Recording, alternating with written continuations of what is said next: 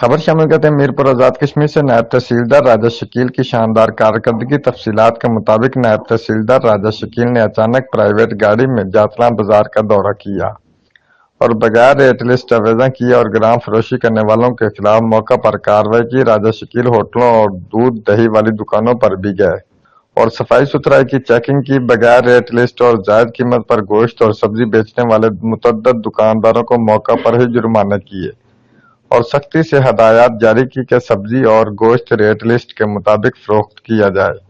عوام علاقہ نائب تحصیلدار راجہ شکیل کی اس کارروائی سے خوش اور مطمئن ہے اور عوام نے راجہ شکیل کے اس اقدام کو سراہا۔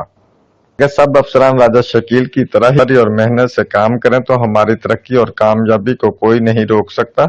بہت سے لوگوں نے شکایت کی کہ بازاروں میں بکنے والا دودھ ملاوٹ اور کیمیکل والا ہے۔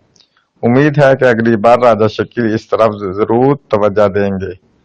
رپورٹر راجہ شوکت، جیو ایکسپریس نیوز، میرپور آزاد کشمیر۔